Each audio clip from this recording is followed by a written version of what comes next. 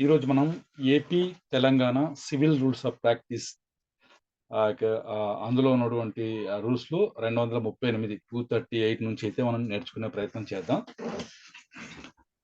మీకందరికీ నజారత్ డిపార్ట్మెంట్‌తో పరిచయం ఉంటుంది. చాలా మందికి జూనియర్స్‌కి ప్రాక్టీస్ చేసే వాళ్ళకు. మీరు మామూలుగా బేటా కట్టడం అంటూ ఉంటారు గదా! ప్రాసెస్ ఫీస్ పే చేస్తుంటారు. ప్రాసెస్ మెమో, బేటా మెమో రాసి వేస్తూ ఉంటారు. దానికి మీరు కోర్ట్ ఫీజ్ స్టాంప్స్ అఫిక్స్ చేస్తూ ఉంటారు. వాళ్ళు ఎంత చెప్తే అంత అఫిక్స్ చేస్తూ ఉంటారు. కానీ కొన్ని సందర్భాల్లో క్యాష్ పే చేయాల్సొస్తది. పోయిన క్లాస్‌లో ఎవరో అడిగారు. సార్ క్యాష్ దేనికి కట్టాలి సార్ అని జెప్పేసి. కొన్ని కొన్ని సందర్భాల్లో మనం క్యాష్ పే చేయాల్సొస్తుంది. అమీనాకి. ఆ కోర్ట్‌లో నజారత్ డిపార్ట్మెంట్ వాళ్ళకి. వేటిలో ఇవ్వాలా అని ఇందులో రాశారు. ఈ రూల్ ప్రకారమే మనం ఇస్తున్నాం. Cases where payment may be made in case to in cash ఇది to officer of a court. Notwithstanding anything contained in this chapter, monies for any of the purposes hereunder mentioned may be paid in cash to an officer of the court to be appointed by the judge. Judge గారి చేత appoint చేయబడినటువంటి ఒక ఆఫీసర్కి మనం ఈ రూల్స్లో ఈ చాప్టర్లో ఏమి చెప్పబడి ఉన్నప్పటికీ క్యాష్ ఈ సందర్భాల్లో వేటికి అంటే service of summons in respect of which the fees cannot be paid in stamps. మన సమన్స్ సర్వ్ చేయడానికి స్టాంపులు అఫిక్స్ చేస్తే సరిపోని పరిస్థితి ఏదైనా ఉంటే అది. అంటే మీరు కొరియర్ సర్వీస్ అట్లా దానికి డబ్బులు కట్టాల్సి ఉంటుంది కదా! అది.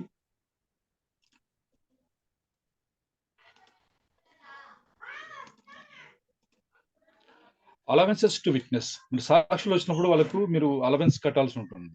వాళ్ళకి సంబంధించినవి కూడా మీరు డబ్బులు పే చేయాల్సి ఉంటుంది. మరి కమిషన్ ఫీజు, అడ్వకేట్ కమిషనర్‌ని ఎవరైనా అపాయింట్ చేస్తే వాళ్ళకి కూడా మీరు డబ్బులు పే చేయాల్సి ఉంటుంది. అదొకటి. తర్వాత మనీ ఆర్డర్ పంపించాల్సి వస్తే మనీ ఆర్డర్‌కి కమిషన్ వసూలు చేస్తారు కదా! Money order commission. కమిషన్. అది కూడా మీరు పే చేయాల్సి ఉంటుంది. క్యాష్ రూపంలో పే చేయాల్సి ఉంటుంది. స్టాంప్స్ వేస్తే వాళ్ళు ఇది కాదు కాబట్టి. Next judgement debtor's subsistence monies. ఇది మీరు వచ్చేసి ఎప్పుడైతే జేడీఆర్‌ను మీరు సివిల్ ప్రిజన్‌కి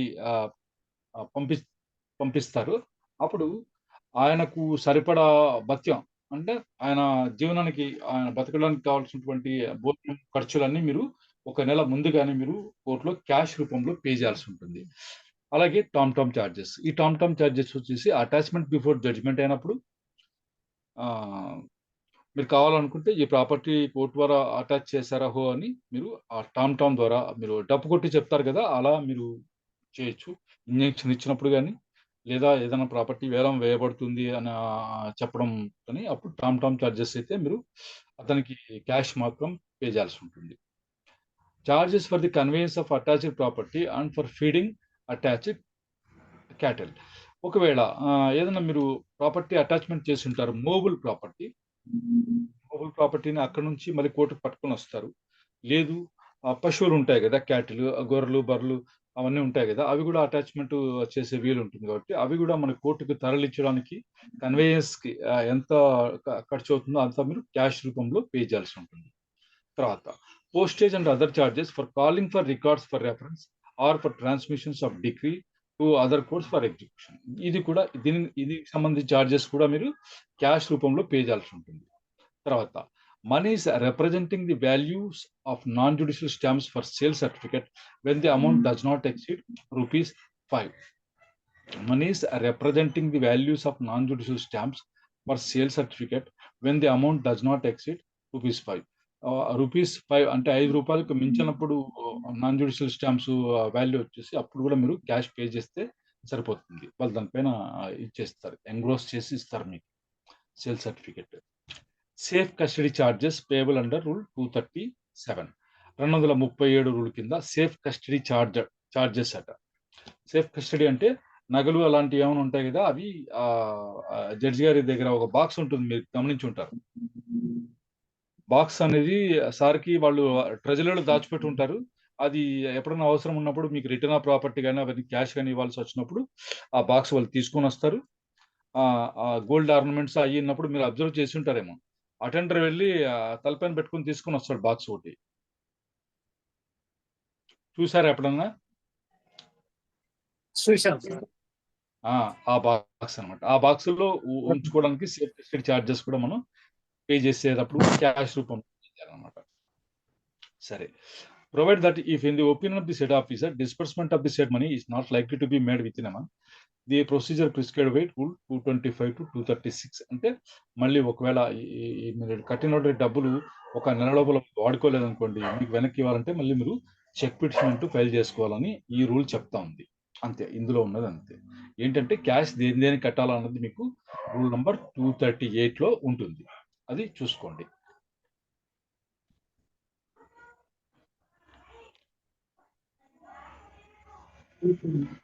ఇప్పుడు అవసరం లేదు. ఇది ఈ 241 వచ్చేసి మోస్ట్ ఇంపార్టెంట్. మీకు అందరికి క్వశ్చన్ కూడా రావచ్చు. పబ్లిక్ సర్వెంట్ని సివిల్ కోర్టు అరెస్ట్ చేయాలన్నప్పుడు ఏం పద్ధతి పాటించాలా? డైరెక్ట్ గా అరెస్ట్ చేస్తానికి లేకుండా before a warrant is issued by a civil court for the arrest of a public servant as defined in section 21 of ఐపీసీలో సెక్షన్ 21 లో పబ్లిక్ సర్వెంట్ అని ఎవరిని అంటారు అని డెఫినేషన్ ఉందంట. దాని ప్రకారం పబ్లిక్ సర్వెంట్ అన్నబడే వ్యక్తిని ఆయనకి అరెస్ట్ వారెంట్ ఇష్యూ చేసే ముందు సివిల్ కోర్టు ఏం చేయాలన్నది. సరే, ఆ పబ్లిక్ సర్వెంట్ కానీ లేదా రైల్వే ఇది కానీ పోస్టల్ ఆర్ టెలిగ్రాఫ్ అఫీషియల్ వాళ్ళ విషయంలో అయితే 7 days notice may be given to the immediate superior of the person to be arrested. ఎన్ని రోజులు నోటీస్ ఇవ్వాలా? 7 days. సివిల్, ఇది సివిల్ అరెస్ట్ కి సంబంధించి మాత్రమే. Explanation. In the case of a railway official, the expression immediate official superior, తనకంటే immediate superior అంటే తనకంటే ఇమీడియట్ గా ఎక్కువ ఉన్నవాడు. అది ఏమంటారు, డెసిగ్నేషన్ లో ఎవరైతే సుపీరియర్ ఉంటారో వాళ్ళనమాట సుపీరియర్. ఈ రైల్వే అఫీషియల్ విషయంలో అయితే ఈ సుపీరియర్ అంటే ఎవరు అన్నప్పుడు shall include railway official of the rank of station master కానీ, ఫోర్మెన్ కానీ, inspector, but not one of lower rank. అంతకంటే తక్కువ ర్యాంక్ ఉన్న వాళ్ళని సుపీరియర్ అని మాత్రం అనకూడదు. In the case of a postal official, the said expression shall mean the superintendent of post office concern. ఈయన జిల్లాలో ఒకరు ఉంటారు, ఎస్పీ గారు, పోస్ట్ ఆఫీస్ సంబంధించి, ఆయన సుపీరియర్ ఆఫీసర్ అట. In the case of a telegraph official, the expression shall mean the superintendent of telegraphs of the concern division. వాళ్ళు superior officer అంటే మనకు కన్ఫ్యూజ్ పడనక్కర్లేదు. రైల్వేస్ విషయంలో అయితే ఇది, పోస్టల్ విషయం అయితే అది, టెలిగ్రాఫ్ ఇది అని చెప్పేసి ఇక్కడ ఎక్స్ప్లెనేషన్ లో మనకు చెప్పారు. ఒక్కటే గుర్తు, పబ్లిక్ సర్వెంట్ ని సివిల్ కేసులో అరెస్ట్ చేయాలంటే ముందుగా ఎన్ని రోజులు నోటీస్ చేయాలంటే 7 days. ఇది ఇంకా మనకి ఎప్పటికీ గుర్తుండిపోవాలా. రూల్ నంబర్ కూడా 241. ఒకవేళ మీకు రూల్ కూడా చెప్పాల్సి వస్తుంది, మీకు రూల్ కరెక్ట్ గా చెప్పలేకపోయినా ఇది మనం చదువుకున్నాం కాబట్టి నోటీస్ కోర్టు ఇస్తుందండి. కోర్టు ఇస్తుంది. 242. సరే, attachment of property in custody of public officer. మామూలుగా attachment of property in the possession of JDR లేదా ఇంకొక గురించి మనం చదువుకొని ఉంటాం. కానీ పబ్లిక్ ఆఫీసర్ యొక్క పొజిషన్లో ఆయన కస్టడీ పొజిషన్ నకూడదాము, కస్టడీలో ఉన్నటువంటి ప్రాపర్టీని మనం ఎలా అటాచ్ చేయాలా? If the property sought to be attached is in the custody of a public officer, మీరు ఏదైతే అటాచ్ చేయాలని అనుకుంటున్నారో ఆ ప్రాపర్టీ వచ్చేసి పబ్లిక్ ఆఫీసర్ కస్టడీలో ఉంటే, the execution petition shall ask that, ఈపీలో మీరు ఇలా అడగాలట, ఏమని? That the property may be brought in to court and realise. ఆ ప్రాపర్టీని కోర్టుకి తీసుకురావాల్సిందిగా మనం అడగాలట. కోర్టుకు తీసుకురండి, తర్వాత రియలైజ్ చేయండి, అంటే ఆ డబ్బులు మాకు కావాల్సిన వసూలు చేయండి అని చెప్పేసి మీరు ఈపీలో అడగాలట. ఇప్పుడు ఆ ప్రాపర్టీ పబ్లిక్ ఆఫీసర్ కస్టడీలో ఉన్నప్పుడు. And the notice of attachment shall request that the money or property may be brought in to court. ఆ నోటీస్ ఆఫ్ అటాచ్మెంట్ లో కూడా ప్రాపర్టీ అంటే మనీ కూడా దాంట్లో వస్తుంది, మూవబుల్ ప్రాపర్టీ కాబట్టి. ఆ property may be brought in to court, ఆ ప్రాపర్టీని కోర్టుకు తీసుకురావాల్సిందిగా మీరు ఆ నోటీస్ ఆఫ్ అటాచ్మెంట్ లో మెన్షన్ చేయాలా. Or that such officer may state whether he has any and what objection to so doing. సరే, ఆ అటాచ్మెంట్ నోటీస్ అయితే మీరు ఎప్పుడైతే ఇస్తారో అప్పుడు దాంట్లో షల్ రిక్వెస్ట్ నాట్ కమాండ్. చూడండి అదే మనకు తేడా తెలుసుకోవాల్సింది. రిక్వెస్ట్‌కి, కమాండ్‌కి చాలా తేడా ఉంటుంది. దాంట్లో తెలుగులో రాస్తారు. మీకు ఆజ్ఞాపించడమైనది అని రాస్తారు. తర్వాత కోరుచున్నామని కూడా రాస్తారు. అది ఏమని రాయాలనికి, అయ్యా మీరు ఆ డబ్బులు గాని, ఆ ప్రాపర్టీ గాని తీసుకెళ్ళి కోర్ట్‌లో పెట్టండి అని రాయాలా? లేదు అంటే మీకేమన్నా తీసుకురావడానికి ఏమైనా మీకు అబ్జెక్షన్ ఉందా అలా చేయడానికి? అని కూడా అందులో అడగాలనమాట.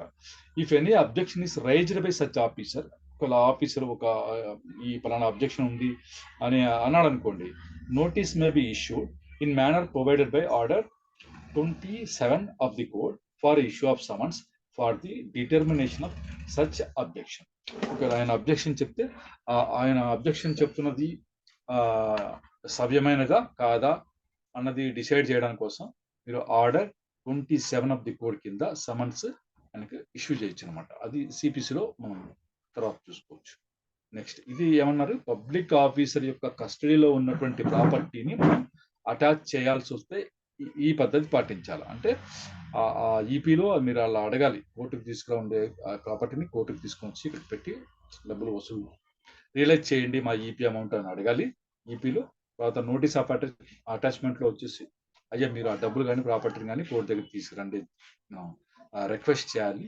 లేదు ఒక ఆఫీసర్ ఒకవేళ అబ్జెక్షన్ చెప్పినట్లయితే మనం ఈ ఆర్డర్ 27 ఆఫ్ ది కోర్ట్ ప్రకారం మీరు సమన్స్ ఇష్యూ చేస్తున్నారు. దేనికోసం? Determination of such objection. ఆయన చెప్పినటువంటి అబ్జెక్షన్ మనం డిటర్మైన్ చేయడానికి, నిర్ణయం చేయడానికి ఇది కరెక్టా కాదా అన్నది. Next 243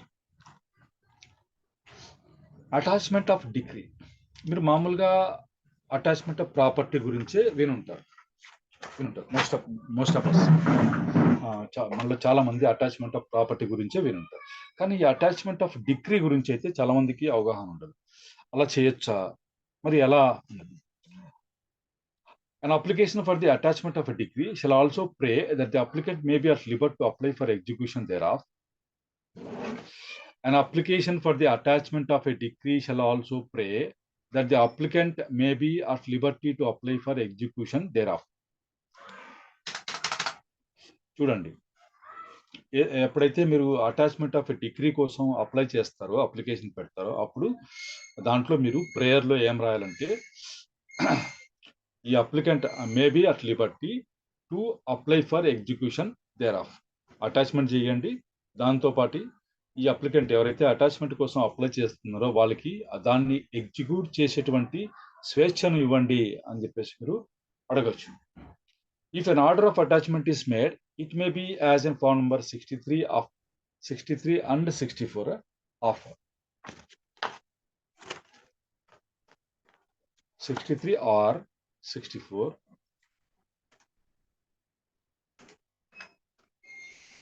And the application shall be urgent to a fixed day for the applicant to apply to the court. Or if the decree of another is attached to the court for execution of the attached decree, and shall be accompanied by certified copies of the order of attached decree was made, and shall be accompanied by certified copies of the order of attachment and of the decrees are to be executed.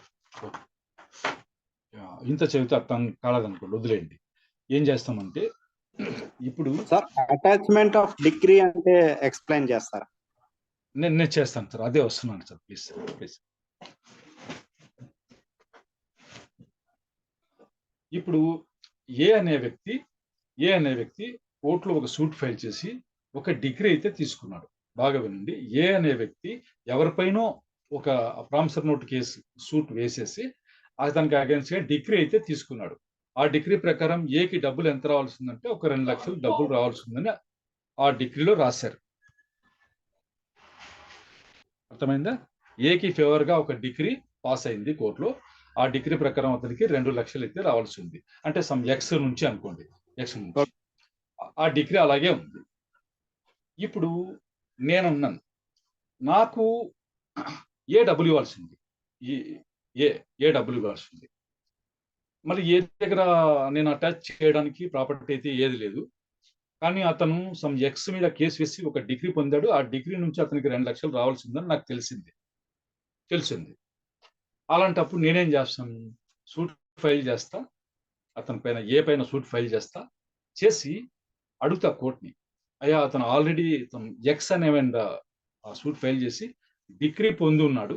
దాని ప్రకారం ఆయనకి ఇంత రావాల్సి ఉంది. ఆ degree attach చేస్తే నాకు రావాల్సిన డబ్బులు వసూలవుతాయి. అంటే ఆ డిగ్రీ మీరు ఎప్పుడైతే అటాచ్ చేస్తారో ఏమవుతుంది, ఆ డిగ్రీని అతను ఎక్స్ పైన అమలు చేసుకోలేడు.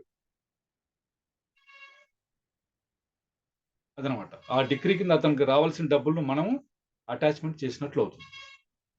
ఓకే సార్, అర్థమైంది. Thank you.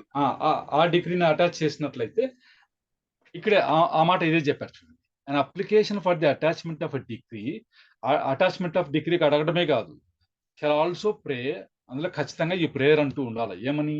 That the applicant may be at liberty to apply for execution thereof. దాన్ని ఎగ్జిక్యూట్ చేయడానికి కూడా నాకు స్వేచ్ఛనివ్వండి అని చెప్పేసి మీరు ప్రేయర్ ఖచ్చితంగా ఉండాలట. ఎందుకంటే మీరు అటాచ్మెంట్ మాత్రమే చేశారనుకోండి, మీకేం లాభం ఉండదు.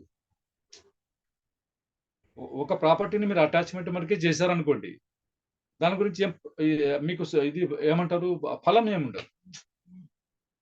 అటాచ్మెంట్ చేసిన ప్రాపర్టీని వేలం వేసి అమ్మి తద్వారా వచ్చిన డబ్బులు మీకు వచ్చినప్పుడే మీకు ప్రయోజనం కలుగుతుంది కదా.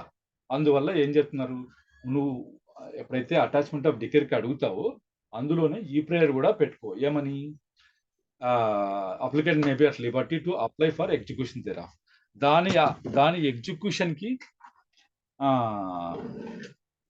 ఎగ్జిక్యూషన్ ఈపీ ఫైల్ చేసుకోవడానికి అతనికి లిబర్టీ ఇవ్వండి అని చెప్పేసి దాంట్లో ప్రేయర్ ఉండాలట. సరే, లిబర్టీ ఇచ్చాం, నేను కోర్టులో వేశాను, నాకు లిబర్టీ ఇచ్చారు, నేనేం చేయొచ్చు ఇప్పుడు?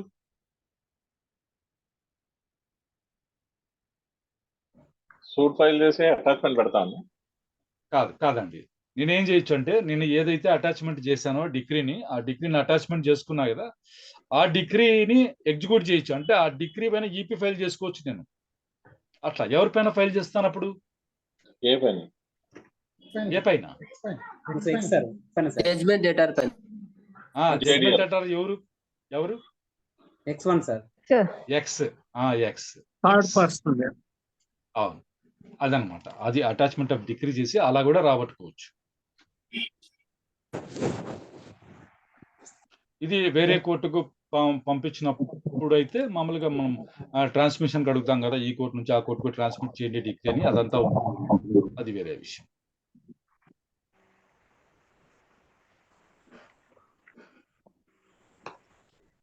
చూడండి, మనం డిగ్రీ అయితే అటాచ్ చేస్తాం కదా, మామూలుగా మనం ఇందాక అనుకున్నాం కదా, ఏదైనా ప్రాపర్టీని మీరు అటాచ్ చేస్తే ఏం చేస్తారు? ప్రాపర్టీ అటాచ్మెంట్ సేల్ చేపిస్తాం. కానీ డిగ్రీని అటాచ్ చేసినప్పుడు దాన్ని సేల్ చేయడానికి అయితే లేదట. ఏదైనా డిగ్రీని అటాచ్ చేస్తే ఆ డిగ్రీని వేలంలో వేసి అమ్మడానికి అయితే లేదు. అంతే. ఇలాంటి ఈ రూల్ ప్రకారంగా ఏదైనా క్వశ్చన్ వచ్చింది, మీ whether a degree can be sold in execution అంటే మీరు ఎస్ ఆర్ నో చెప్పాల్సి ఉంటుంది. ఇది ఇంటర్వ్యూలో అడగచ్చు, మీకు క్వశ్చన్ ఇంటర్వ్యూలో అడిగేదానికి ఛాన్స్ ఉంటుంది. సింపుల్ గా. మళ్ళీ ఒకసారి చెప్పరా దీన్ని? ఏది మేడం? 178 చెప్పారు కదా, 244 అంటే మేడం, డిగ్రీని ఈపీలో అమ్మడానికి అయితే ఉండదు. అంటే అర్థం ఏంటంటే, మామూలుగా మీరు ఏదైనా ప్రాపర్టీని, డిగ్రీ కూడా ఇది ప్రాపర్టీ అనబడుతుంది, మామూలుగా మీరు ఒక ప్రాపర్టీని అటాచ్మెంట్ చేస్తే ఎందుకు చేస్తారంటే, ఆ ప్రాపర్టీని అమ్మేసి వేలంలో నాకు రావాల్సిన డబ్బులు కట్టించండి అని మీరు అడుగుతారు మామూలుగా అయితే. కానీ ఒక డిగ్రీని అటాచ్ చేసినప్పుడు మీరు దీన్ని అమ్మండి అని అడగడానికి ఉండదు. అమ్మడం అంటే ఏంటో తెలుసా మేడం మీకు? ఈ డిగ్రీలో రావాల్సింది 2 లక్షలు ఉంది కదా, డిగ్రీ 2 లక్షలు ఉంది కదా. ఉంది సార్. నేను ఇందాక ఏ 2 లక్షలు రావాలి, ఆయన ఏ 2 లక్షల కోసం డిగ్రీ తీసుకున్నాడని చెప్పాను కదా. ఒకవేళ ఈ డిగ్రీని అమ్మకానికి పెడితే 1,50,000కి కొనుక్కునే వాళ్ళు ఉంటారు వేలంలో, ఉండరా? ఉంటారు మేడం. దానికంటే అది అట్లా అందుకని చెప్పేసి ఈ డిగ్రీని అమ్మొద్దండి అని చెప్పేసి అంటున్నారు. ప్రాపర్టీ అయితే యాక్చువల్ వాల్యూ కంటే తక్కువకే వేలం పోతుంది. ఎందుకంటే అది దాని ధర అనేది వేరియస్ సర్కమ్స్టాన్సెస్ మీద ఆధారపడి ఉంటుంది అనమాట. అంటే మార్కెట్ వాల్యూ ఒక రకంగా ఉంటుంది, ఓపెన్ మార్కెట్ లో ఒక రకంగా ఉంటుంది, అది ఉండే ప్రాంతాన్ని బట్టి ధర మారిపోతూ ఉంటుంది అట్లా. కానీ డిగ్రీలో స్పెసిఫిక్ అమౌంట్ మెన్షన్ చేసి ఉంటారు. అందువల్ల అంటే దీనికంటే ఎక్కువే పాడాల్సి ఉంటుంది కదా, 2 లక్షల కంటే ఎక్కువే పాడాల్సి ఉంటుంది కదా ధర్మంగా. స్టార్టింగ్ పాయింటే 2 లక్షలు ఉంటుంది, ఉండదా? డిగ్రీ 2 లక్షలు ఉన్నప్పుడు అమౌంట్ వేలం స్టార్టింగ్ అమౌంట్ ఉంటుంది కదా, ఏమంటారు, సర్కార్ వారి పాట అని. అది స్టార్ట్ కావడమే ఆ అమౌంట్ కంటే తక్కువ వేయడానికి అయితే ఉండదు. అదే ప్రాపర్టీ విషయంలో కోర్టుకి ఒక డిస్క్రిప్షన్ అంటూ ఉంటుంది, అప్సెట్ ప్రైజ్ అనేది ఫిక్స్ చేయడానికి. అదనమాట. ఎందుకు అప్సెట్ ప్రైజ్ అనేది ఫిక్స్ చేయమని చెప్పేసి ఎప్పుడు అడుగుతారంటే, అయ్యా ఇది యాక్చువల్ గా 10 పైసలు కూడా చేయదు, కానీ సబ్ రిజిస్టర్ ఆఫీసులో ఇది 100 రూపాయలుగా చూపిస్తున్నారు, 100 రూపాయలు కొనడానికి ఎవడు ముందుకు రాడు, కాబట్టి మీరు దాన్ని తగ్గించండి అప్సెట్ ప్రైజ్ ని అని చెప్పేసి అడుగుతారు పిటిషన్ పెట్టి. అట్లా దీంట్లో అట్లా అడగడానికి ఉండదు, కాబట్టి ఇది అమ్మడానికి అయితే లేదటమా, అంతే. Okay.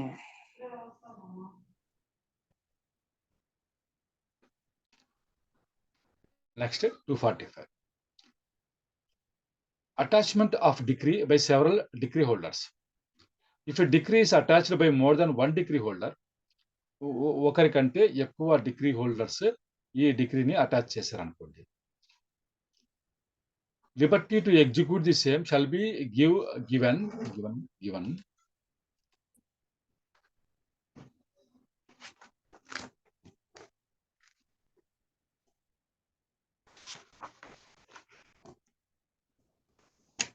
to the decree holder whose attachment is first in date, and the court shall direct any money or property recovered by the said decree holder decree was made for execution of its decree to be brought into court for rateable distribution.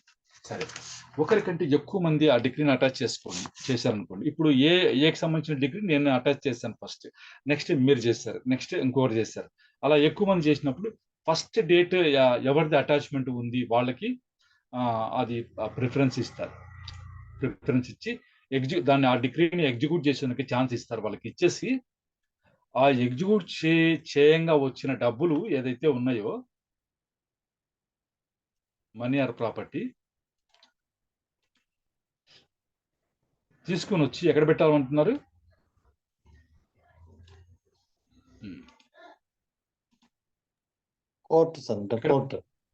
కోర్టులో పెట్టాలి. దేనికోసము? For rateable distribution. Rateable distribution among degree holders అనమాట. ఎందుకంటే ఎవరికంటే ఎక్కువ ఉన్నారు కదా వీళ్ళ మధ్యలో అది రేటబుల్ డిస్ట్రిబ్యూషన్ అంటే ఏమంటారు తెలుగు నిష్పత్తి ప్రకారం పంపిణీ చేయడానికి అనమాట. దానికోసం ఉంది. ఆ ఎగ్జిక్యూషన్ అయితే ఫస్ట్ అటాచ్మెంట్ చేసిన వ్యక్తి ఈపీ ఫైల్ చేసుకోవచ్చు, దాన్ని రియలైజ్ చేయొచ్చు, ఆ డబ్బులు తీసుకొచ్చి ఇక్కడ పెట్టేస్తే మిగతా వాళ్ళందరికీ అది రేటబుల్ డిస్ట్రిబ్యూషన్ పంపిణీ చేయడం జరుగుతుంది. Provide that if the degree holder to whom liberty is given as aforesaid does not show due diligence in executing the attached decree or for any other sufficient reason, the court may give to any other decree holder liberty to execute and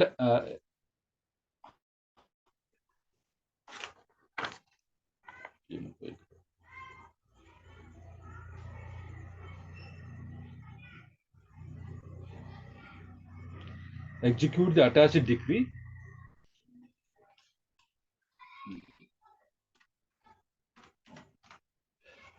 in place of former decree holder. ఇప్పుడు first chance ఉన్నవాడు అజాగ్రత్తగా ఉండి లేదంటే వేరే సరైన కారణం చేత, తగినంత కారణం చేత అతను అటాచ్ చేసినటువంటి డిగ్రీని ఎగ్జిక్యూట్ చేయలేకపోయా అనుకోండి, తర్వాత ఉన్నటువంటి డిగ్రీ హోల్డర్ ఎవరైనా సరే తర్వాత ఉన్న వాళ్ళకి ఆ ఛాన్స్ ఇస్తారు. Liberty to execute the attached degree చేస్తారు. ఇంతకు ముందు ఉన్నటువంటి డిగ్రీ హోల్డర్ ప్లేస్ లో ఇతనికి ఛాన్స్ ఇస్తారు. అయిందా? నెక్స్ట్ మీరు ఇది ఏమంటారు,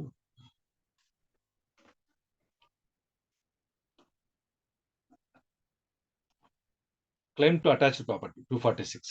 An application by a claimant or objector under Rule 58 of Order 21, చూడండి, Rule 58 of Order 21 of the Code shall be made by a verified execution application entitled in execution petition, under which the property in question has been attached, and shall set forth particulars of the claim in the manner prescribed for the plaintiff in a suit as form number 66. మీరు ఈ దగ్గర CPC ఉందా? ఎవరి దగ్గర CPC ఉందా? ఉంది sir. Yes, order 21 rule 58 దయచేసి ఒకసారి చేయండి.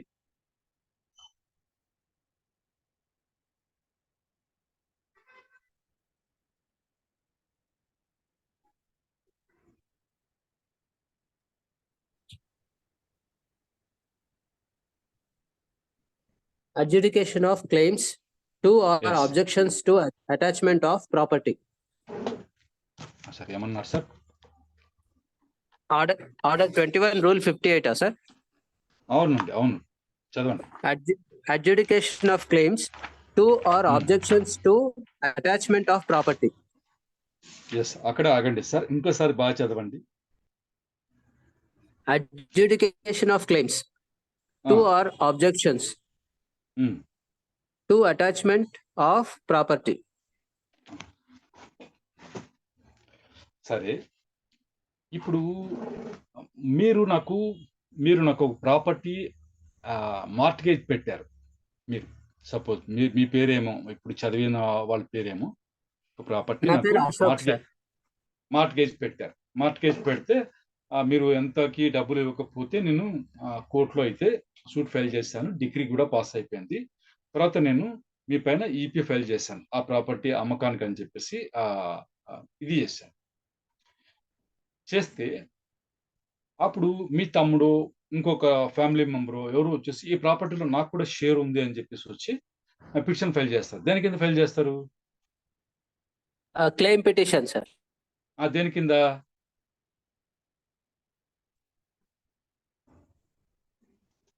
లీగల్ హెయిర్ కింద. కాదు మేడం, ఏ రూల్ కింద? ఏ రూల్ కింద అంటున్నా? 2158 కింద. ఇక్కడ ఆగండి, బాగా వినండి, దయచేసి బాగా వినండి. అబ్జెక్షన్ దేనికోసం? ఇక్కడ రూల్ 58 లో అబ్జెక్షన్ దేనికోసము? ఫర్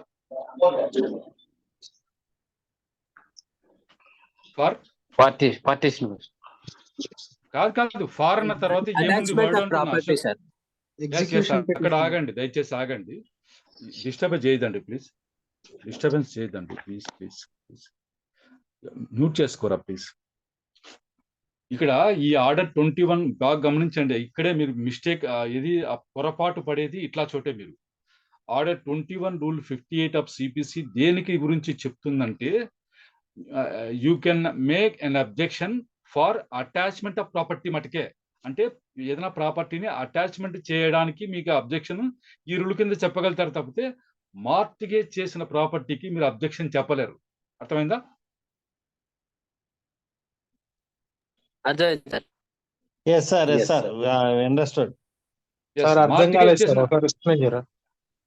ఇప్పుడు ఈ రూల్ దేని గురించి ఈ రూల్ ప్రకారం మీరు దేనికి అబ్జెక్షన్ చెప్పొచ్చు అంటే అటాచ్మెంట్ కి మాత్రమే అబ్జెక్షన్ చెప్పగలుగుతారు. ఏదైనా ప్రాపర్టీని అటాచ్ చేస్తే ఈ అటాచ్ చేయడానికి లేదు అని మీరు ఈ రూల్ కింద, అంటే ఆర్డర్ 21 రూల్ 58 సిపిసి కింద మీరు అబ్జెక్షన్ చెప్పగలిగింది only for attachment of property మటుకే. అంతేగాని మీరు మార్టిగేజ్ పెట్టిన ప్రాపర్టీని నేను సేల్కి తెచ్చాను అనుకోండి, మీరు దాన్ని అబ్జెక్షన్ చెప్పడానికి ఉండదు ఈ రూల్ కింద.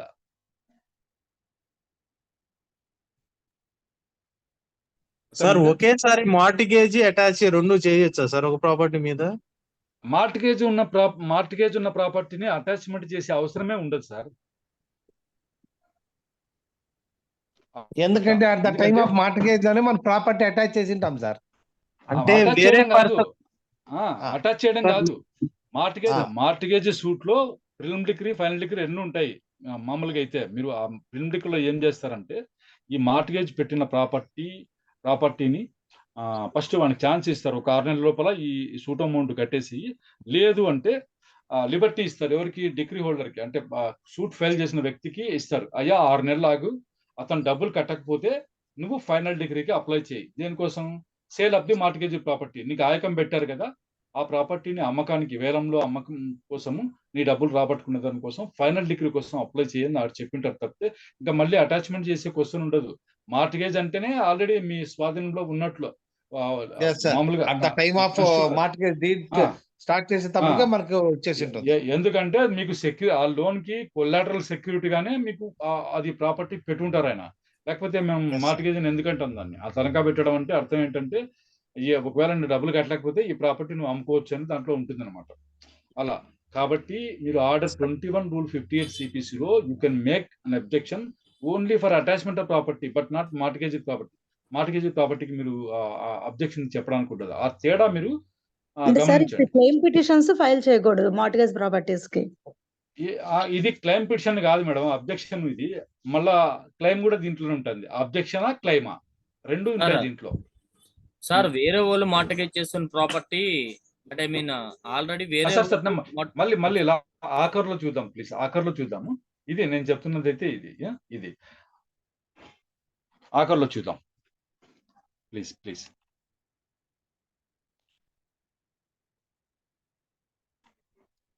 ఏమన్నారు? And application by a claimant or objector రెండు ఉన్నాయి చూడండి. క్లైమెంట్ అంటే క్లెయిమ్ పిటిషన్, అబ్జెక్టర్ అంటే అబ్జెక్షన్ పిటిషన్. రెండు ఉన్నాయి ఇక్కడ. క్లైమెంట్ ఆర్ అబ్జెక్టర్ అంటే ఆ ప్రాపర్టీలో తనకు ఏదన్నా షేర్ ఉందని చెప్పేవాడు క్లైమెంట్, లేదా అబ్జెక్షన్ చెప్పేవాడు అంతే నాకు దీని గురించి అభ్యంతరం ఉందని చెప్పేవాడు వాడు.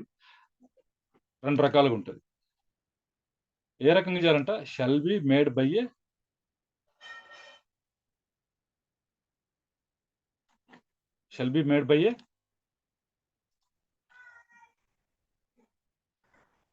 Verified execution.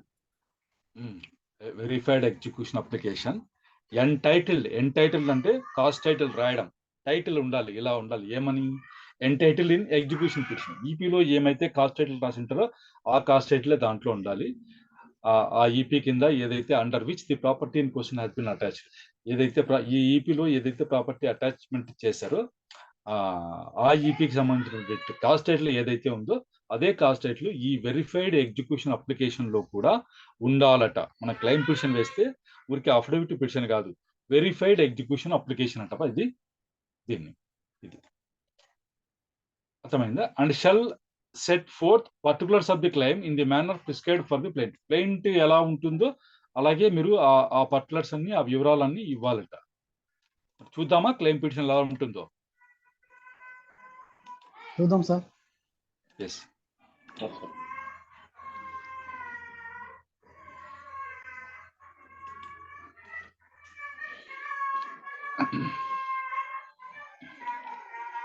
ఇలా ఉంటుంది క్లెయిమ్ పిటిషన్. పైన కోర్టు పేరు, ఏ నంబర్, ఎగ్జిక్యూషన్ అప్లికేషన్ అని ఇందాక చదువుకున్నాం కదా, ఏ నంబరు, ఈపీ నంబరు, ఈపీలోనే అటాచ్మెంట్ చేశారు ప్రాపర్టీని. నెక్స్ట్ ఇది సూట్ నంబర్ రాసేసి, పిటిషనర్ వచ్చేసి ఎవరు? Third party. ఇతను క్లెయిమ్ చేస్తాడో అబ్జెక్షన్ చెప్తాడో ఇతను థర్డ్ పార్టీ అనమాట. అయిందా?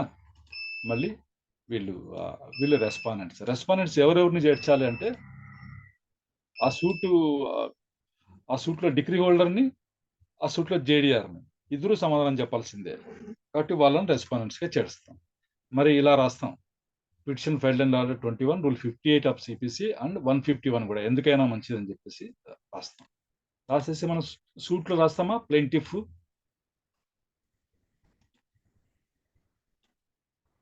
రాస్తాం కదా.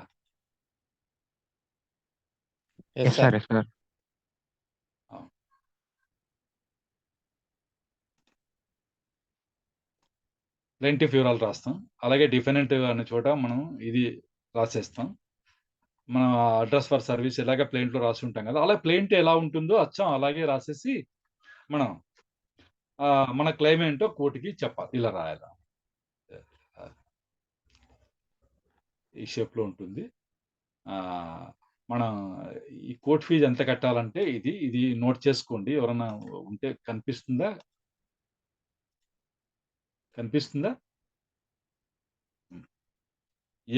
దాని ప్రకారం మీరు కోర్ట్ ఫీజు పే చేయాలంటే రాసుకోండి. ₹2 కోర్ట్ ఫీజు అట. ఆ పిటిషన్ పైన ₹2 కోర్ట్ ఫీజు వేయాలా. దేని ప్రకారం? Schedule 2 article 11(1) of AP court fees and suit valuation act. దీని కింద మీరు క్లెయిమ్ పిటిషన్ కి ₹2 స్టాంప్ అని రాసుకోండి, పెన్తో ఏం పర్వాలేదు.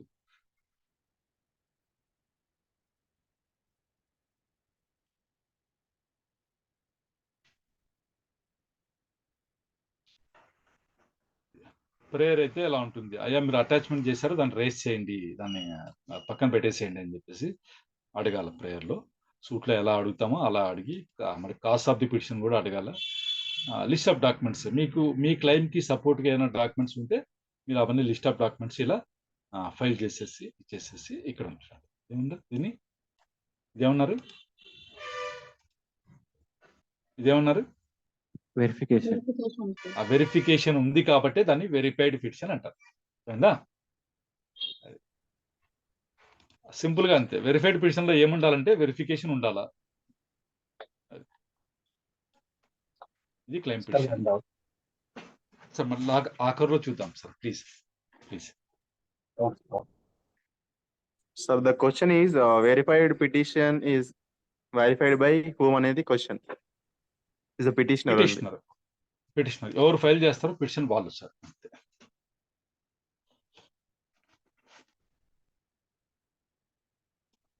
అది మీరు ఇందాక అదే కదా, ఎవరు చేయాల సంతకం అన్నది కదా. అదే సార్, అందరూ అడ్వకేట్ అనుకుంటారు కానీ పిటిషనర్ అనేది అక్కడ ట్రూ. పిటిషనర్ మీకు ఇక్కడ మీకు వెరిఫైడ్ అన్నదానికి మీనింగ్ వచ్చేసి ఇది. ఆర్డర్ 6 రూల్ 15 కింద సిపిసిలో అక్కడ రాసి ఉంటారు వెరిఫైడ్ అంటే ఏంటి అన్నది, వెరిఫికేషన్ అంటే ఎలా ఉండాలి ప్లీడింగ్స్ అన్నది మీరు అక్కడ చూద్దరు. కానీ చూడండి, నోట్ చేసుకోండి. ఆర్డర్ 6 రూల్ 15 కింద ఉంటుంది వెరిఫైడ్ అంటే అర్థం, వెరిఫికేషన్ కి అర్థం అక్కడ ఉంటుంది, అక్కడ చూడండి దయచేసి.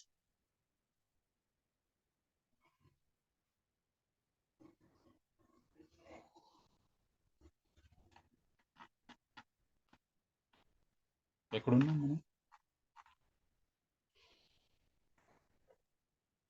246 సార్ రూల్. 246. నెక్స్ట్ ఈ క్లెయిమ్ పిటిషన్ అయితే మీరు ఈ వెరిఫైడ్ పిటిషన్ ఇలా ఫైల్ చేయాలన్నమాట. సరే చేస్తారు. చేసిన తర్వాత 247 ప్రొసీజర్ వెన్ అప్లికేషన్ అడ్మిటెడ్. సరే మీ అప్లికేషన్ అయితే కోర్టు అడ్మిట్ చేసుకుంది. అడ్మిషన్ అంటే ఏంటి, అడ్మిట్ చేసుకోవడం అంటే ఏంటి, దానికి ఒక నంబర్ ఇస్తుంది. వాళ్ళు వెరిఫై చేసిన తర్వాత ఈ పిటిషన్ని అన్ని రకాలుగా కరెక్ట్ ఉందంటే దానికి ఒక నంబర్ ఇస్తుంది. If the application is admitted, the claimant or objector shall, within 7 days thereafter, or such other period as may be allowed by the judge, bring into court the prescribed fees for service of notice on the attaching creditor. మరి అది ఏదైతే మీరు file చేసినట్టు ఈఏకి అయితే ఒక number ఇస్తారు. ఆ రోజు నుంచి వితిన్ 7 days, లేదంటే జడ్జి గారు ఎంత టైం అలో చేస్తే అంత టైం లోపల మీరు కోర్టులో ఏం కట్టాలా, బాటా కట్టాలా. మీరు ప్రాసెస్ మెమో అంటూ ఫైల్ చేసి దానికి సంబంధించినటువంటి ప్రిస్క్రైబ్డ్ ఫీజు, ప్రాసెస్ ఫీజు దేనికోసం, ఫర్ సర్వీస్ ఆఫ్ నోటీస్ అంది అటాచింగ్ క్రెడిటర్. ఎవరైతే ప్రాపర్టీ అటాచ్ చేసినటువంటి క్రెడిటర్ ఉంటారో రుణదాత, ఆయనకి నోటీస్ పంపడానికి అవసరమైనటువంటి ప్రిస్క్రైబ్డ్ ఫీజు మీరు within 7 days or within the time allowed by the judge ఆ లోపల మీరు కోర్టులో పే చేయాల్సి ఉంటుంది. And the same shall be served in manner prescribed for service of summons on a defendant suit. మామూలుగా సూట్ లో defendant కి సమన్స్ ఎట్లా సర్వ్ చేస్తామో అదే పద్ధతిలోనే ఆ నోటీస్ అంటూ సర్వ్ చేయాల్సి వస్తుంది అనమాట. Next 248 hearing of application of provisions కాదు, హియరింగ్ ఆఫ్ అప్లికేషన్ అంతే. The provisions in rules 246 to 248 shall apply.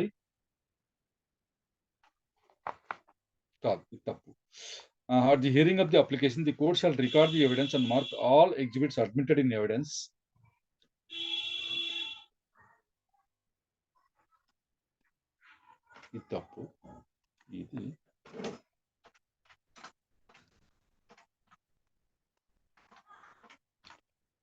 At the hearing of the application,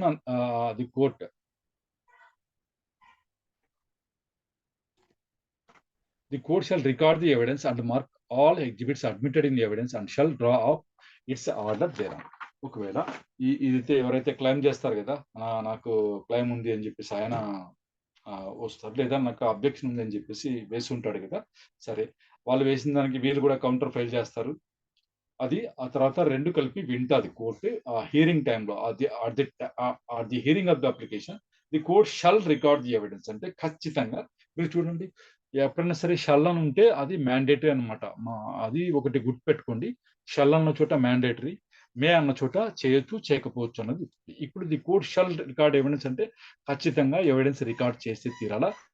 and mark all exhibits admitted in evidence. ఆ evidence ప్రకారం admit అయిన ప్రతి document ని మీరు mark చేయాలా. And shall draw up its order thereon. ఖచ్చితంగా తన order ని డ్రా చేయాలి. ఆర్డర్ డ్రా చేయడం అంటే ఆర్డర్ రాయాలంతవరకే అనమాట. Next, extension of application of provisions.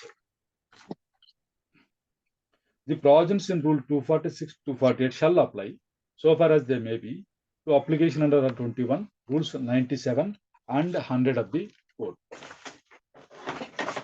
దీనికంట rules 21, rules 97 and 100 లో ఏముందో ఆ అప్లికేషన్కి వచ్చేసి ఇక్కడ ఉన్నటువంటి రూల్స్ 246 నుంచి 248 వరకు అప్లై అవుతాయి. అంటే దాని కింద కూడా వాళ్ళు పిటిషన్ వేస్తారు 97, 100 కింద. అంటే మరి వేలంలో కొనుక్కున్న వ్యక్తి ఆ ప్రాపర్టీ దగ్గరికి వెళ్తే, నువ్వు కూడా నాది ఇది ప్రాపర్టీ అని ఎవడన్నా అన్నాడు అనుకోండి, లేదా ఇతన్ని అక్కడ పొజిషన్ తీసుకోకుండా అడ్డుపడ్డాం అనుకోండి, అప్పుడు మళ్ళీ వాళ్ళు తిరిగి వచ్చి కోర్టులో పిటిషన్ వేస్తారు అనుకుంటా. ఆర్డర్ 21, రూల్ 97 తీయండి please please please.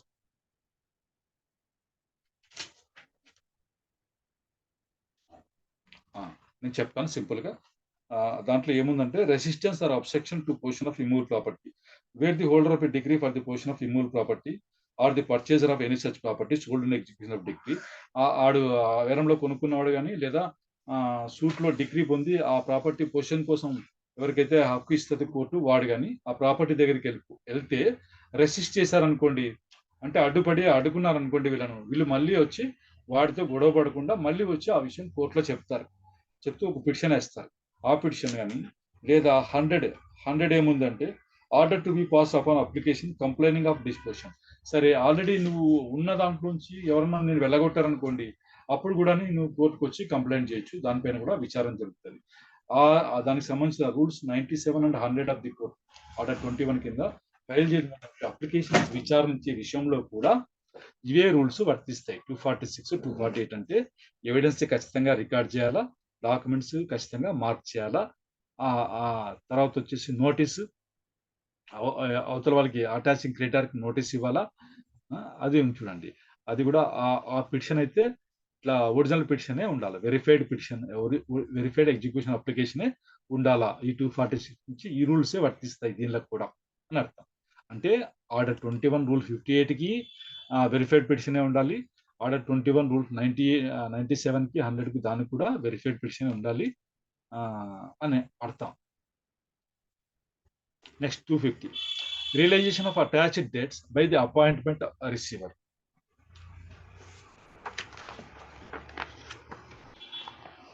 Unless it is made to appear to the court that from the smallness of the amount of the debt attached or otherwise, the appointment of a receiver to collect the same would be useless or vexatious. No debt or right to any periodical payment shall be realized by sale. మామూలుగా వచ్చేసి రావాల్సినటువంటి అప్పులు ఏమైనా ఉంటే అవి రాబట్టడానికి ఒక రిసీవర్ని appoint చేసి ఆయన ద్వారా రాబడతారు. అది అమౌంట్ ఏమన్నారు, unless it is made to appear to the court that from the smallness of the amount of the debt attached.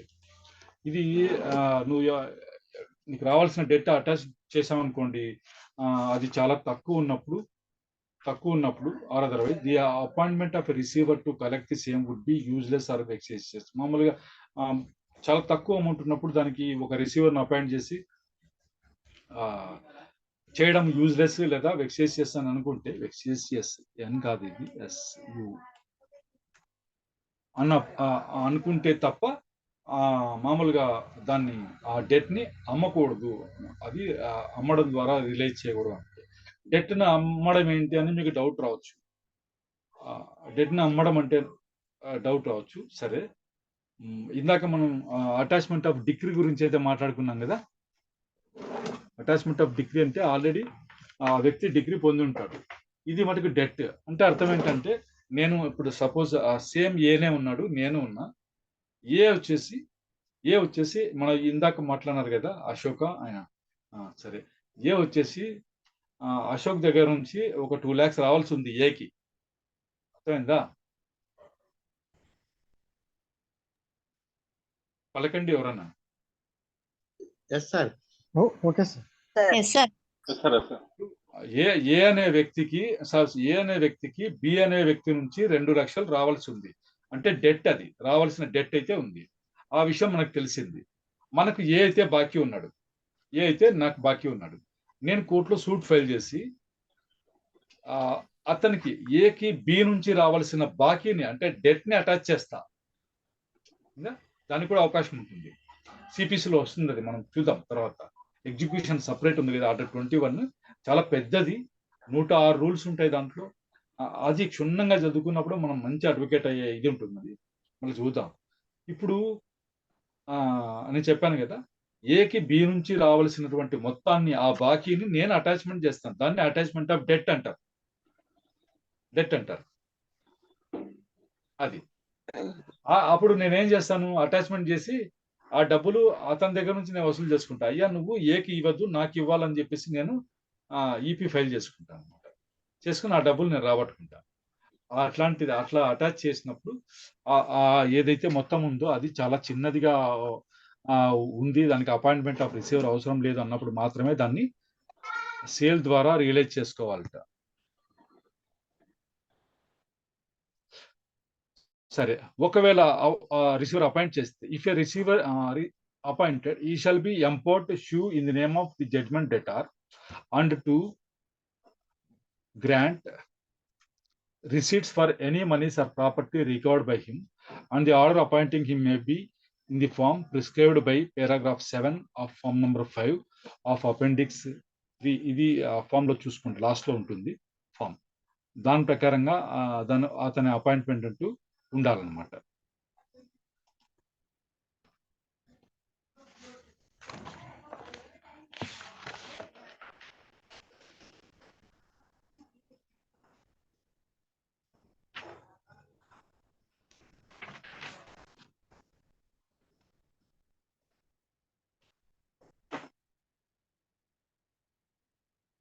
Next 251 realization of property attached by seizure. ఏదైనా ప్రాపర్టీని సీజ్ చేసినప్పుడు దాని నుంచి మనం ఎలా రియలైజ్ చేయాలని చెప్పేసి, సీజ్ చేసే ప్రాపర్టీ ఏదై ఉంటుంది, మోస్ట్లీ సీజ్ చేయగలిగిన ప్రాపర్టీ ఏదై ఉంటుంది,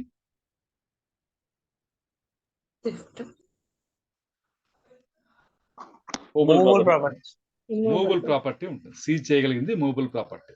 When an attachment of property is made by actual seizure, the court shall, if within 1 month from the date of attachment the property has not been sold or the attachment has not been removed of its own motion, direct the property to be sold by the officer of the court, and the proceeds of the sale after payment of the expenses of sale and the prescribed fee shall be brought into court to the credit of the suit or matter in which the attachment was made. సరే, ఏదైనా ఒక సూట్లో attachment చేశారు, ఏది movable property, అది crop కావచ్చు, ఇంకో సరుకు కావచ్చు, ఇంకోటి ఇది వాహనాలు కావచ్చు, ఏదైనా కావచ్చు, అవన్నీ అటాచ్మెంట్ చేశారనుకోండి, అది కోర్టు తప్పనిసరిగా ఏం చేయాలా అన్నప్పుడు ఇది చెప్తున్నారు. Within 1 month from the date of attachment the property has not been sold, అది అమలైన పక్షంలో, లేదు or the attachment has not been removed, కోర్టే తనంతకు తాను అటాచ్మెంట్ రిమూవ్ చేయని పక్షంలో అంటే అటాచ్మెంట్ ని రిమూవ్ చేయని పక్షంలో ఏం చేయొచ్చు కోర్టు? ఏం చేయాలి అంటే కోర్ట్ షల్ అక్కడ ఏమి అటాచ్, ఇప్పుడు మన కోర్ట్ షల్ అన్నాను కదా నేను, ఈ కోర్ట్ షల్ తర్వాత మనం ఏం చదవాలంటే ఇక్కడ ఇప్పుడు మీకు బాగా అర్థం.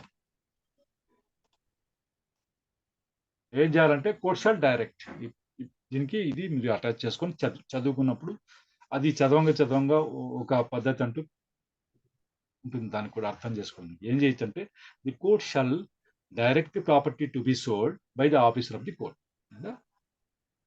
And the process of the sale after payment of the expenses of the sale and the prescribed దానికి సంబంధించిన ఫీజు అంతా తీసుకుని అంత చెల్లించిన తర్వాత ఆ మొత్తాన్ని ఏదైతే వసూలైందో ప్రాసెస్ ఆఫ్ ది సేల్ విక్రయ మొత్తం ఏదైతే ఉందో దాన్ని తీసుకుని వచ్చి to the credit of the suit or matter ఆ సూట్కి సంబంధించిన అకౌంట్లో దాన్ని వేయాలన్నమాట. అది అప్పుడు దాని నుంచి మీరు చెక్ పిట్స్ అని వేసి ఎవరైతే డబ్బులు ఎంటైటిల్మెంట్ ఉంటారో వాళ్ళు తీసుకుంటారు దాన్ని. అది 252 అటాచ్మెంట్ ఆఫ్ మూవబుల్ ప్రాపర్టీ. ఇది realization of property attached by seizure. Seize చేసినటువంటి ప్రాపర్టీని ఎట్లా రియలైజ్ చేయాలని అది ఇది 252 వచ్చేసి మూవబుల్ ప్రాపర్టీని అటాచ్మెంట్ ఎలా చేయాలి అసలు. When an attachment of property is made by actual seizure. మళ్ళీ అదే వచ్చింది.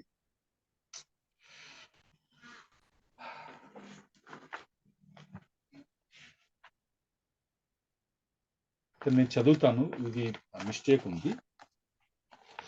When movable property is attached in execution of any civil process, the attaching officer shall give copy of the list attached property with a description sufficient for identification to the person from whose possession of the property is attached.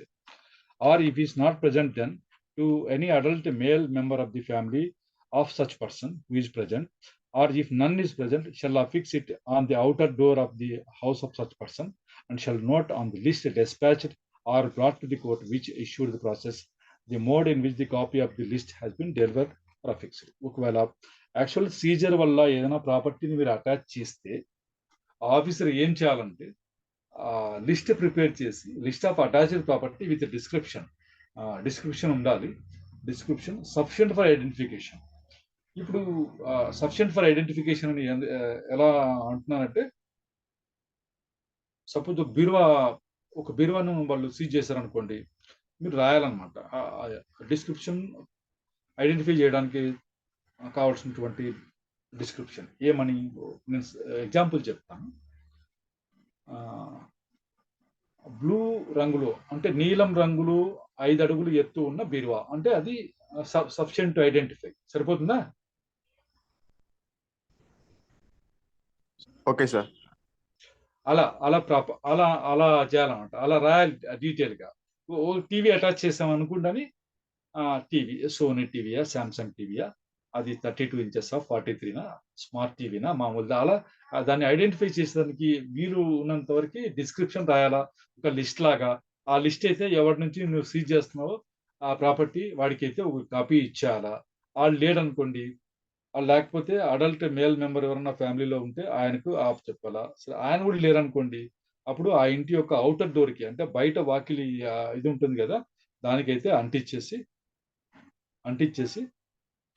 మళ్ళీ ఆ ప్రాపర్టీని కోర్టుకు తీసుకెళ్ళి కోర్టులో కూడా ఏ మోడ్లో ఇది copy delivery చేశాము అంటే ఆయన లేడు, ఇంట్లో ఆయనకి ఇచ్చి వచ్చానని ఒకటి, లేడు వాళ్ళు ఎవరు లేరు దానికి అంటించేసి వచ్చానని చెప్పేసి కూడా అక్కడ ఆయన ఆఫీసర్ కోర్టులో కూడా చెప్పాల్సి ఉంటుంది. అది ఇది తప్పు ఉంది, అదే పైదే రిపీట్ అయింది. ఇదేమంటే హైకోర్టు వాళ్ళు ఎంత కళ్ళు మూసుకుని ఉన్నట్టు. ఇది హైకోర్టు నుంచి డౌన్లోడ్ చేసిందే, హైకోర్టు వెబ్సైట్ నుంచి. దాంట్లోనే ఇన్ని మిస్టేక్స్ ఉన్నాయి. Next 253 cash, jewels, etc. If the property attached consists of government or other securities, jewels or other valuable articles of small bulk, the Nazir shall keep the same together with a descriptive list in a box other than the ordinary cash chest of the court under lock and seal and send the box for safe custody to the nearest government treasury under the orders of judge. Nazir వేరే ఉంటారు, judge దగ్గర box వేరే ఉంటుంది, నాజిర్ దగ్గర వేరే ఉంటుంది. చిన్న చిన్న వస్తువులుగా ఉన్నటువంటి ఆర్టికల్స్ ఆఫ్ స్మాల్ బల్క్, నగలు కానీ ఇవి కానీ ఏమన్నా స్మాల్ బల్క్ ఉన్న పక్షంలో అతను సపరేట్గా ఉన్నటువంటి ఒక చిన్న బాక్స్లో పెట్టేసి ఆ బాక్స్ను నియరెస్ట్ గవర్నమెంట్ ట్రెజరీలో జడ్జి గారి ఆర్డర్ ప్రకారం అయితే సేఫ్ కస్టడీ కోసం ఉంచారట. ఇది మనకు సంబంధించి అయితే కాదు. అటాచ్మెంట్ చేస్తాం, ప్రాపర్టీ వాళ్ళు ప్రిజర్వ్ చేసుకుంటారు. ఇది కస్టడీ ఆఫ్ ఫైర్ ఆర్మ్స్ కూడా. ఒకవేళ when the property attached is a firearm or explosive substance, it may be sent at once the officer in charge of the nearest police station, who shall hold in subject to the further order of the court. ఈ rule చదివితే మీకు ఏమర్థమవుతుంది? కొత్తగా ఏం స్ఫురిస్తుంది?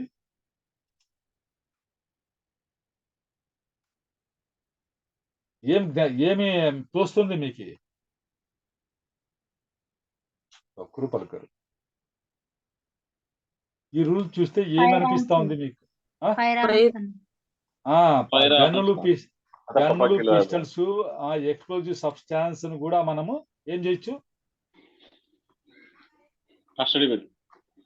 కస్టడీనా? Police station లో hand over చేయండి. కాదు, ఏం చేయొచ్చు సార్ మనం దాన్ని? అక్కడ బ్లూ కలర్ లో ఏం కనపడుతోంది? అదే అర్థం. అంటే అటాచ్మెంట్ కు కావేవి అనర్హం అనే లెవెల్లో మీరు చూసుకోండి. ఎక్సెప్ట్ సెక్షన్ 60 ఏమేం చేయొచ్చు అంట, ఈవెన్ ఫైర్ ఆర్మ్ కూడా మీరు అటాచ్మెంట్ చేయొచ్చు, లేదా ప్రేలుడు పదార్థం కూడా మీరు అటాచ్మెంట్ చేయొచ్చు అంట. మీరు అట్లాంటిది అటాచ్ చేసి కోర్టుకు తీసుకొచ్చినప్పుడు దాన్ని ఎక్కడ పంపిస్తారంటే నియరెస్ట్ పోలీస్ స్టేషన్ ఆఫీసర్ ఇన్ఛార్జ్కి హ్యాండ్ ఓవర్ చేస్తారు. మళ్ళీ నేను చెప్పేంత వరకు అట్లే పెట్టుకుని దగ్గర అని. అదే అర్థం. ఇది ఎందుకు అంటే ఇట్లాంటి స్పెసిఫిక్ కొత్త కొత్త విషయాలు ఎందుకంటే రేపు మీకు ఇంటర్వ్యూ బోర్డులో ఇట్లాంటి క్వశ్చన్లు వచ్చినప్పుడు మీరు ఇబ్బంది పడకూడదు. మరి అతని దగ్గర ఏమి లేదు, గన్ తప్ప, ఇప్పుడు ఎట్లాగో అంటే నేను గన్ కూడా అటాచ్ చేయొచ్చు సార్ అని నువ్వు చెప్పగలగాల. అట్లా అనమాట. నేను ఎన్నిసార్లు చెప్పినా ఆ శబ్దాలు అవి చేస్తున్నారు.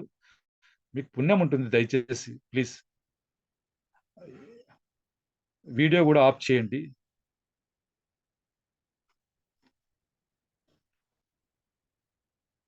Next 255 payment of charges. The district judge shall fix, అంటే ఖచ్చితంగా ఫిక్స్ చేసే తీరాలా. ఏమని? From time to time alter the rates to be charged for maintenance of every description of livestock attached.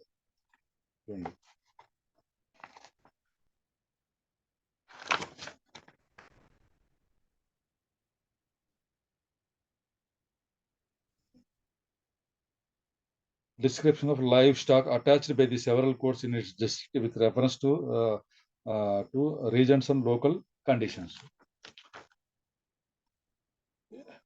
ఇక్కడ ఇది అడిగారు కదా, మెయింటెనెన్స్ ఆఫ్,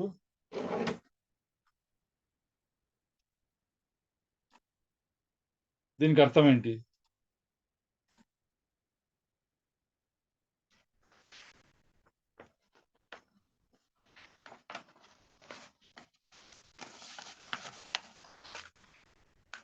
క్యాటల్స్ తర్వాత కోళ్ళు అటువంటివన్నీ అలాంటివి అటాచ్ చేసి కోర్టుకు తీసుకొస్తే వాటికి మేత పెట్టాలి కదా మనం. పోషణ అంటే కూడా మనకు అర్థం కాదు, మేత ఏమంటే బాగా అర్థం అవుతుంది. దాన్ని పోషించడానికి మనకు డబ్బు కావాలి కదా, దానికి మేత పెట్టకుంటే చచ్చిపోతాయి. కాబట్టి ఎంత వేయాలా అన్నప్పుడు జడ్జి గారికి, డిస్ట్రిక్ట్ జడ్జి గారికి అయితే పవర్ ఉంటుందంట. దేనికోసం అంటే alter the rates to be charged for the maintenance. అక్కడ ఉన్నట్టు లోకల్ కండిషన్స్ బట్టి, సరే కారణాలను బట్టి ఆయన అవి ఆల్టర్ చేసేదానికైతే ఆయనకు పవర్ ఉంటుండదు. అంటే ఇది బర్రెలు చాలా పెద్దగా ఉంటాయి, ఎక్కువ మొత్తంలో దానికి అవసరం ఉంటుంది. గొర్రెలు పొట్టేళ్ళు అవి చిన్నగా ఉంటాయి, కోళ్ళు ఇంకా చిన్నగా ఉంటాయి. అట్లా అట్లా అట్లా అనమాట. లైవ్ స్టాక్ అంటే అవే కదా, అంత మొత్తం జంతువులు, పశువులు, వాటికి మెయింటైన్ చేయడానికి అవసరం ఉంటుంది. రేట్లను ఆయన సవరించేదానికైతే ఉంటుంది అనమాట. ఫిక్స్ చేయొచ్చు, అతను ఆల్టర్ కూడా చేయొచ్చు. Next, every person applying to the court to attach. ఇక్కడ ఇదే చూడండి, మరి పశువులను అటాచ్మెంట్ చేసి తీసుకొచ్చాము కోర్టుకి, మరి అవి దాన్ని పోషించేది ఎవడు అని అడిగినప్పుడు డబ్బులు కట్టాల్సిందే. ఎవరైతే అటాచ్మెంట్ చేశారో వాళ్ళు ఆ డబ్బులు పే చేయాల్సిందే దాని మెయింటెనెన్స్కి అనమాట. ఎంత పే చేయాలంటే జిల్లా జడ్జి చెప్పారు, ఆ మాట లిస్ట్ ఉంటుంది, చూసుకోకుండా మనం చెప్పగలగాలన్నమాట. Next, every person applying to the court to attach movable property shall in addition to the process fees. ఆ ప్రాసెస్ ఫీజుతో పాటుగా ఆయన ఎవరైతే అప్లై చేస్తున్నారో అటాచ్మెంట్ కోసం వాళ్ళు ఏం చేయాలట, డిపాజిట్ సచ్ రీజనబుల్ సమ్ అంటే మొత్తాన్ని, as the court may direct, court direction ఇచ్చినటువంటి ఆ మొత్తాన్ని దేనికోసం, for the cost of it's removal to the court house. ఆ అటాచ్మెంట్ చేసినటువంటి మూవబుల్ ప్రాపర్టీని అక్కడ నుంచి కోర్ట్ హౌస్ కు తీసుకొచ్చేదానికి, రిమూవ్ చేసి తీసుకొని వచ్చేదానికి, అండ్ ఆఫ్ ఇట్స్ కస్టడీ కోసం, and if such properties livestock, అది ఒకవేళ పశువులకు జంతువులకు పక్షులకు సంబంధించి for its maintenance in accordance with the prescribed periods.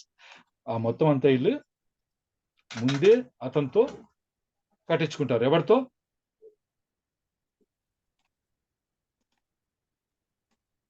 ఎవరితో? అటాచ్మెంట్ చేయమని అడిగాడు అంటే డిహెచ్ఆర్ జేడిఆర్ తో sir, జేడిఆర్.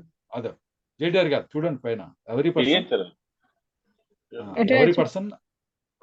Person applying to the court to attach movable property. ఎవరు? ఆడు జేడిఆర్ లా డిహెచ్ఆర్ లా every person applying to the court, application పెట్టేవాడు మూవబుల్ ప్రాపర్టీని అటాచ్ చేయను అప్లికేషన్ పెట్టే ప్రతి వ్యక్తి ప్రాసెస్ ఫీజుతో పాటుగా ఈ డబ్బులు అయితే డిపాజిట్ చేయాలా. దాన్ని అక్కడి నుంచి ఇక్కడ తీసుకొచ్చేదానికి, లేదు కస్టడీకి, లేదు లైవ్ స్టాక్ ఉంటే దాని మెయింటెనెన్స్కి, దానికి సంబంధించిన డబ్బులన్నీ ముందుగానే పే చేయాలా. ఒకవేళ అతను పే చేయకపోతే, if such deposit when order be not made, the attachment shall not issue. అది ఇవ్వరు. డబ్బులు కట్టకపోతే అటాచ్మెంట్ కి ఆర్డర్ అయితే ఇష్యూ చేయరు. Next, the court at any time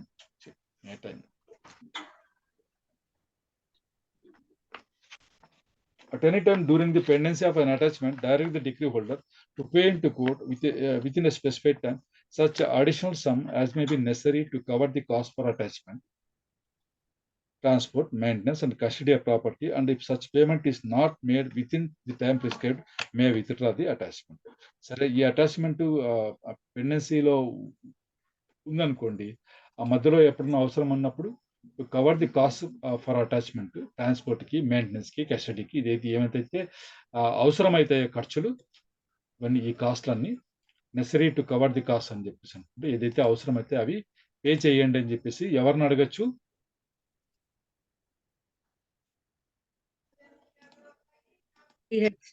degree holder sir, degree హోల్డర్ని అడగచ్చు.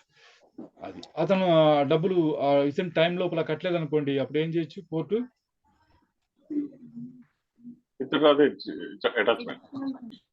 మే విత్డ్రా ది అటాచ్మెంట్. నెక్స్ట్, చేయొచ్చు, చేయకపోవచ్చు. 256 curator. In order to provide for the custody of property which cannot be conveniently stored or kept in the courthouse, the district judge may appoint for any court or group of courts a curator who shall furnish security in any form applicable to a government servant for an amount to be fixed in each case by the district judge. సరే, ఆ curator అంటే ఎవరు అంటే, ఒకవేళ మీరు attachment చేసి తీసుకొచ్చినటువంటి ప్రాపర్టీని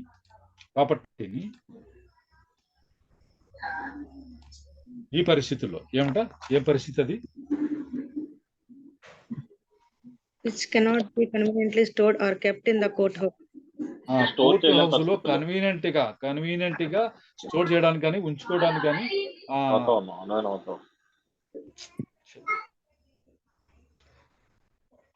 వీలు లేనటువంటి, కన్వీనియంట్ గా పెట్టుకోవడానికి వీలు లేనటువంటి ఆ ప్రాపర్టీని క్యూరేటర్ చేతికైతే ఇస్తారు. దాన్ని పెట్టుకోవడానికి అయితే డిస్ట్రిక్ట్ జడ్జి ఒక క్యూరేటర్ ని అపాయింట్ చేయొచ్చు. ఒక కోర్టుకి కానీ లేదా గ్రూప్ ఆఫ్ కోర్ట్స్ అన్ని కలిపి ఒక క్యూరేటర్ ని అపాయింట్ చేసి చేయొచ్చు. ఆ క్యూరేటర్ దగ్గర నుంచి ఫర్నిష్ సెక్యూరిటీ కూడా తీసుకొని ఆ అమౌంట్ కూడా ఫిక్స్ చేస్తారు, ఇంత మొత్తానికి నువ్వు సెక్యూరిటీ ఇవ్వాలని చెప్పేసి. అది ఏం చేస్తారంటే, ఆ ప్రాపర్టీ అతనికి హ్యాండ్ ఓవర్ చేస్తారు, అతను దాన్ని ప్రిజర్వ్ చేస్తారు, దాన్ని కాపాడుకుంటూ ఉంటారు. ఆ కాపాడిన దానికి మళ్ళీ ఖర్చులు అయితే కట్టించుకుంటారు. Next, every curator nazir shall maintain the register of attached movables in civil register number so and so. అది వాళ్ళ బాధ్యత, ఆ రిజిస్టర్ మెయింటైన్ చేయడం వాళ్ళ బాధ్యత. సరే, the curator or the nazir as the case may be shall be responsible for the due custody and the preservation of all property entrusted to him until he delivers it up under the orders of the court. మరి తిరిగి కోర్టుకు అప్పగించే వరకు ఆ property విషయంలో పూర్తి బాధ్యత ఎవరిది అంటే క్యూరేటర్ది కానీ నాజర్ది కానీ ఉంటుంది. అది నెక్స్ట్, రెమ్యూనరేషన్. మరి వాడేం ఊరికనే చేయడు కదా క్యూరేటర్, అప్పుడు అతనికి పారితోషికం ఎంత ఇవ్వాలా అన్నది. The curator shall receive such sums for his remuneration expenses incurred for the custody and preservation of attached movables as the district judge by general rule or the court by special order may prescribe. దీనికి ఇంత అని prescribe already చేసి ఉంటే ఆ rates ప్రకారం అతనికి పారితోషికం అంటే రెమ్యూనరేషన్ మట్టుకి మనం పే చేయాల్సి ఉంటుంది. కోర్టు పే చేస్తుంది, ఇక్కడ నుంచి వసూలు చేస్తుంది అదనమాట. సరే, ఇవాళ మనం 257 వరకు చదువుకున్నాం. రేపు 258 నుంచి అయితే చూద్దాము.